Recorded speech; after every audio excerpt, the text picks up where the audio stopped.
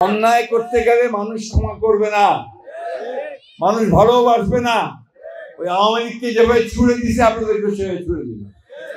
সুতরাং ওই অন্যায় কেউ যেন না করে সেদিকে খেয়াল রাখবে।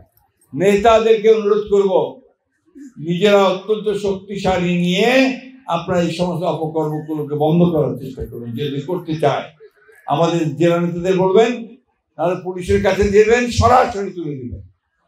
এখানে যেন কোনো রকমের কোনো ওই ধরনের অন্যায় কাজ করতে কেউ না পারে, মানুষের অত্যাচার কেউ না করতে পারে।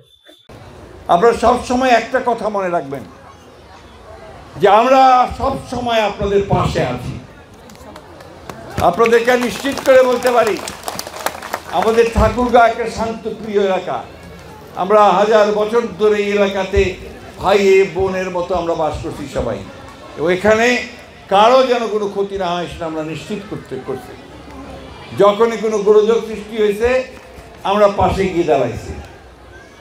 আমার এখনো মনে আছে, আমি বলতে চাই না, একবার আপনার বাবরি মসজিদ নিয়ে খুব গোলমাল হলো, মনে আছে আপনাদের?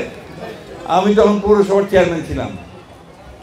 তা আমাকে বলা হলো যে ইন্দ্রবাবুর একটু ঝামেলার মধ্যে আছে, তাদেরকে একটু নিরাপত্তা দিতে হবে। আমি নিজে গাড়ি নিয়ে গেছি, গিয়ে আমি তার ফ্যামিলিকে নিয়ে ঠাকুরগাঁতে গিয়ে নিরাপদ জায়গায় আমি পৌঁছে দিয়েছি। আমরা সবসময় পাশে থাকি। আমরা আপনাদেরকে, আমাদের হিন্দু সম্প্রদায় ভাই বোনদেরকে আমরা এইটুকু নিশ্চয়তা দিতে পারি যে বিএনপি সরকার আমলে আপনারা সবচাইতে নিরাপদ থাকবেন ইনশাআল্লাহ, কোনো সমস্যা হবে না। আরেকটা কথা বলি, ওই কেউ কেউ চেষ্টা করে আপনাদেরকে সাধারণ মানুষকে বোঝাবার জন্য যে ওই ফ্যাসিবাদ হাসিনাকে আবার ফিরে আসবে। ওটা আমাদেরকে কিছু করতে হবে না, ওর ব্যবস্থা মানুষ নিয়ে নিবে, ঠিক কিনা? সাধারণ মানুষ তার ব্যবস্থা নিবে, তাই না? যে অত্যাচার নির্যাতন চালিয়েছে এটা তারাই নেবে, তাকে আর কোনোদিন এদেশে আসে রাজনীতি করতে হবে না। আর করতে চায় মানুষ তাকে এখন গ্রহণ করবে না পলিটিক্যালি, রাজনৈতিকভাবে, তাই তো? বন্ধুগণ, বক্তব্য বাড়াবো না, আর অনেকগুলো জায়গায় যেতে হবে।